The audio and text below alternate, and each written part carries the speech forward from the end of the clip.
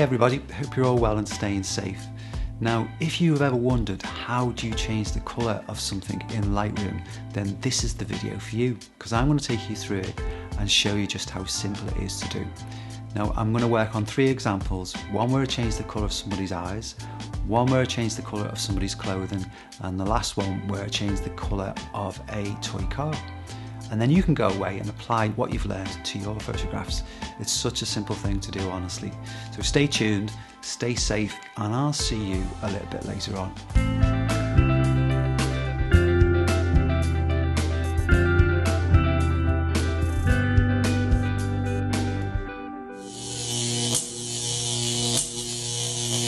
Changing the colour of an object in Lightroom is relatively easy. Now, you may want to perhaps change somebody's eye colour or change the colour of the clothes. But first off, maybe you think you would use the HSL set of tools because they contain the hue, the saturation and the luminance. But let me show you what happens then in this example. If I click on this little tool here, come across over to the car and drag upwards and downwards, it does indeed change the colour of the car. But it's not really, it's changing it very subtle, isn't it? It's not really giving me what I want. And also, if you look, as I do it, if you look at the lights on the car, they're also changing. So really, I just wanted the car colour to change and not anything that was also in that colour range. So it's not the tool to use really. So I'm just going to reset that and I'll show you how we do it. Colour change is so much more accurate when you use the adjustment brush, and that lives on this tool strip just here. Now, I've made a tutorial video all about the adjustment brush, but hopefully you're familiar with how it works. So let me just go through a few things then. As we'll be using a brush to make the adjustments, then obviously we've got brush settings that we can change here. So we've got the size of the brush, how soft the edge is of the brush, the flow and the density, and this auto mask. And I'm going to show you how they all work to, as I say, change the colour of the car. So for this, I'm going to select a feather of 50 and I'm going to keep the flow and the density on 100. And I'm also going to check this box that says auto mask. Now what auto mask does, let me show you first. I'm going to start painting over here and I'm going to press the letter O. Now when I press the letter O, it reveals the mask as I paint. So that red area is now the mask, and that is the part when I start making adjustments over here, it will only affect the red areas. So that's what a mask is. Now with auto mask selected, it ensures that as I paint, if there's contrast between the two areas, and in this case there's the car and then there's the tyre, there's a distinct contrast there. It makes sure that the mask doesn't bleed across into the areas that I don't want it to be. So it's really useful. Now sometimes you need to switch that off, but we'll look at that later. But I would go ahead and finish painting all of the car. So the next stage then would be to press the letter O again. Now if I press the letter O again, it hides the mask. Now it's still there, it's just that red area is not visible, and that will help me obviously to get the colours right. So you know, just press O to reveal it again, but let's just leave it sort of invisible for the time being. And then I'm going to come across here and I'm going to go to the saturation and I'm going to take that down all the way down to -100. Now you can see what's happened straight away. That red masked area is now contains no colour at all, and that gives me the ability now to put colour back in. Now I do that with this colour box here. So if I just click on this little colour box, I've got a range of colours and I can now simply select a colour. So let's select a nice blue colour, and straight away you can see that area of the car has now gone blue. Now the higher I lift the little box, the more intense that colour becomes, and obviously the further down I make it, the more subtle the colour is. So as you can see, I can change now the colour of the car to wherever I want it to be. So let's put it back to that nice sort of blue colour. And I'd love a Porsche, that colour, to be honest. I'd love a Porsche. Also, once you've done that, you can also start playing with the other sliders. Now, that will vary between photographs and what you're actually trying to achieve. But, you know, I could make it lighter, I can make it darker. You know, I can do a whole host of things just using the other sliders. Some of them won't work so well, but you can play around with them. But that's how easy it is to do. So I'm going to switch the mask back on by pressing the letter O. And just to give you a few more sort of directions really on how to use the brushes. So again, I would paint. Now in this case, I've actually painted over this chrome part of the front of the car. Now to remove parts that you've painted, let's do it there because that's a bit easier. I've painted over the headlamp by mistake. What I could do is just press my finger on the Alt or Option key, and I don't know if you can see that, but in the center of the brush it goes from a positive to a negative, and that means it will remove parts of the mask. So I can quite simply just take away areas that I don't want. And I guess the auto mask's still switched on, so it should really find the edge of that headlamp and make it neat. Now it hasn't, so I'd have to zoom in and do it properly. But then again, there you go. I've gone back to adding, and again, I just take the middle part out. So you add and subtract just by pressing Alt or Option. The other thing is to make the brush size bigger. I use the magic mouse. Now, if you've got a wheel on your mouse, or you've got an Apple mouse, you can just change the size by using the center of your mouse. Failing that, you can use the square bracket keys. So if I just press the right square bracket key, it makes it bigger, and the left will make it smaller. So that's how easy that is to do. So you paint on when it's on a positive, and you remove with a negative. Now also make sure you zoom in when you're painting as well, because that really helps to get an accurate sort of selection. The more accurate your selection, obviously the more realistic it's going to look. So I'm going to jump to another image then, the same image where I've painted all the car. So there you have it then, all the car is now being painted, and you can see how sort of accurate I've made it. And if I just move around a little bit, I can see little bits I've missed, to be honest. But for the purpose of this tutorial, it'd be fine. I'm just going to make the brush size a bit smaller, and also just show you how easy it is to just remove bits. If you see bits on there, for instance, I can just remove that little bit of extra stuff there. But yeah, you can go in and fine tune it. But for the purpose of this, that is fine. And we can now change the colour. So I'm going to press O again, because that will just hide the mask. Now I know that mask is still active, by the way, because it has a node and this little black circle here. And if I mouse over the node, you can see the mask. So there you go. We're all ready to change that colour. So let's do the same as what I showed you earlier. Take the saturation right down. Now in doing that, you can see that, the detail in the little lights, these little indicator lights, and the inside of the car, all those colours are still there. Now when you used the HSL method earlier on, you could see that they were changing as when the car colour was changing. So obviously this straight away you can see this is a much better way of doing it.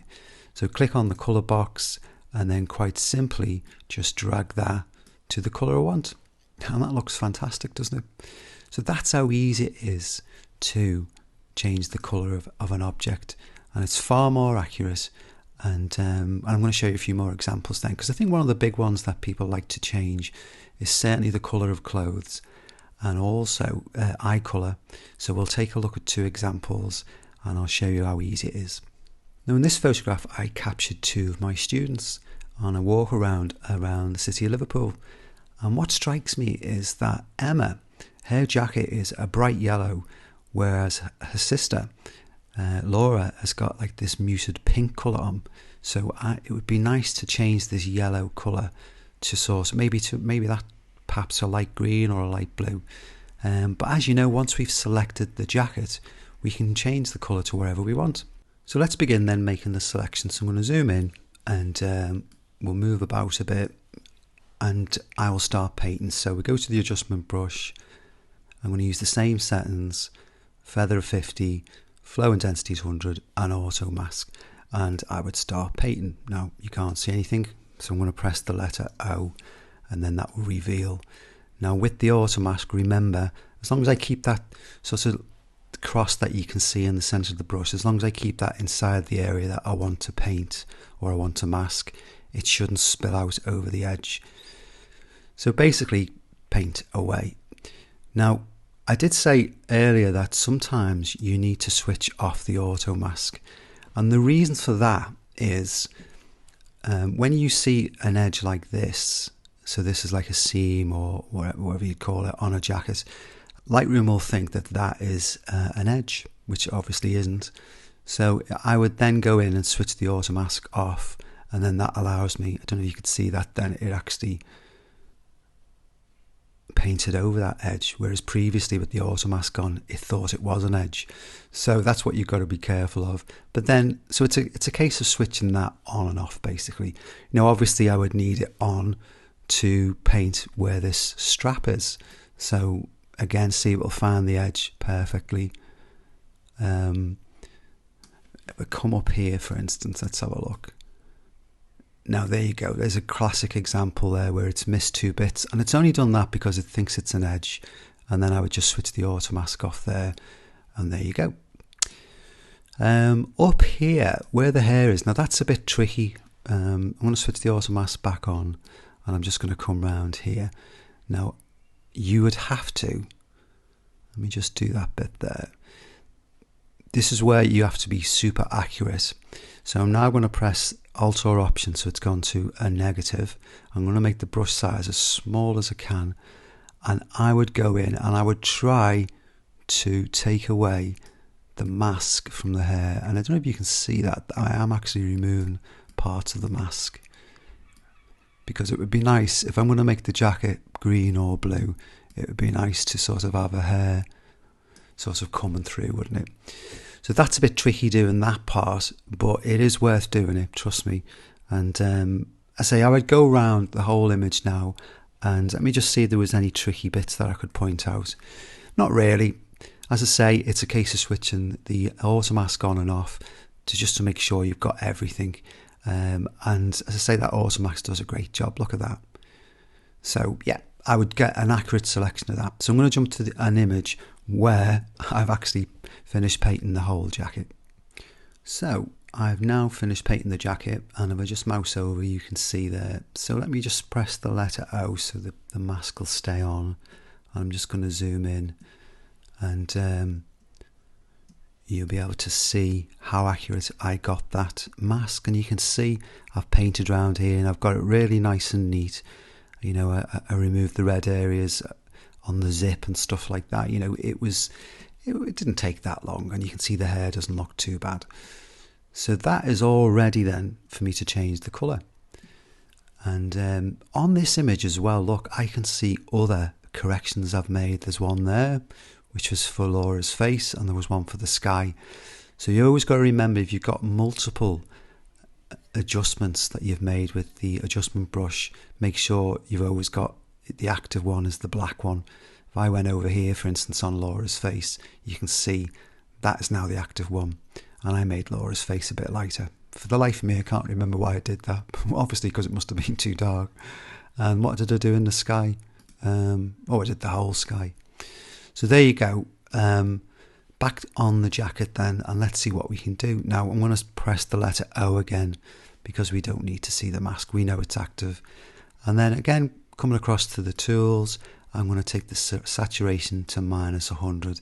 And just like we've seen previously, we can see now the jacket has no colour whatsoever. I'm going to click in the box, and I'm going to go maybe for, say, a lighter green.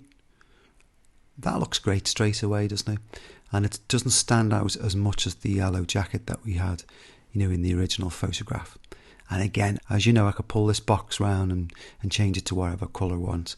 But that nice sort of bluish, let's just try a green. Yeah, greenish maybe. But yeah, there you go, that'll do. And they've got kind of like more, to me anyway, a jacket's not sort of popping out of the image as much. So it's a nice little example to show you. Now once it's done, just click, oddly enough, on the word done, just here on the bottom. And you've committed that then. But you can always go back in though at any time and change that colour, because you've made that selection. So let's look at an image now where I'll change the eye colour. So Sophie has beautiful brown eyes, but what would she look like with, say, greeny blue eyes? Now I've gone ahead with this image. I'm just going to click on the adjustment brush, and if I come over here, actually if I press O, you'll be able to see I've painted, oh no, nothing's happened because I have to make sure it's active. There you go. You can see where I've painted her eyes, and that's easy to do. I'm not going to show you how I painted the eyes because I'm sure you know how to do it now. And yep, so they're painted and they are ready to be changed. So she looks like a bit demonic, doesn't she, with those red eyes? So I'm going to come over here and just do exactly the same thing. This is how easy it is. It's now had the colour taken out. Click on the colour box, which, as you know, I can start replacing colour. And let's go really, really... Ooh, no, that's too much, isn't it? So I'm doing this deliberately. I'm staying at the top because you can see how strong the colours are when you're at the top. Now, in this case, we want it to be more subtle, don't we? So something like that. Yeah, and there you go. She's got blue eyes. It's easy, isn't it? A nice greeny colour. Yeah. And of course, once we've done that, we can also then go, I like to use the shadows actually, and I can lighten the eyes as well. And in lightening the eyes, I might think, do you know what, they're perhaps a bit too greeny. So take it across to the blue. Yeah, and it's easy, isn't it? So click on done once you're happy, and then out we go. And there you go. Sophie has now got blue eyes. Right, another example, just a quick one before we finish. And again, it's a bit of clothing, and just as a recap, really. In this image, then, I decided to change the colours in Stephen's tie. So let me press the letter O, and I'll show you where I painted. I just wanted to change the stripes. Now, just looking at that there, I'm going to press the Alt. So I'll go to the erase brush, and I'm just going to take off a little bit of spillage there. So once you've done your selection, you can always go in and fine tune it. Just have a good little look around. So I'm going to press O again. And then again, it's the same thing. I'm going to go and take the colour out, jump on the colour box, and let's give him a green tie. And that's how easy that was. And if I just zoom out, and there you go. There is Stephen with a green tie. And as you know, I can change that colour to wherever I want. You know, I can have a bright, you know, sort of reddish colour. And also, if I play around with these sliders at the top, you can see I've got a lot of sort of, we have a go at the clarity, because clarity kind of acts like a contrast, if you like. And again, let's click on there, because I think I preferred it like that greeny colour, I think, to match the colour of the eyes. And again, I would actually, I think, prefer it a bit brighter. So I could put that back to where it was. And there you go. So you've got all of that control there. But that is, honestly, it's so easy, isn't it? You can change eye colour, colour of clothes, colour of objects. And as long as you get your mask, you know, as good as you can, as good as it can be, use the auto mask, switch it on and off, and then put your finger on the Alt key to change to the erase brush and take out bits that you don't want. You know, it's relatively simple process, really. So I hope that helps. And that's me done. So I'll hand you back to Frank. So there you go. Changing the colour is simple, isn't it? And I hope you enjoyed the video. If you did, put a little thumbs up along the bottom and consider subscribing if you haven't already done so. But above all else, thanks so much for calling by. Take care, stay safe, and I'll see you in the next upload. Bye for now. Take a photograph and make the moment last ever perfect. Photo company. Take a photograph, make the moment last with the perfect photo company.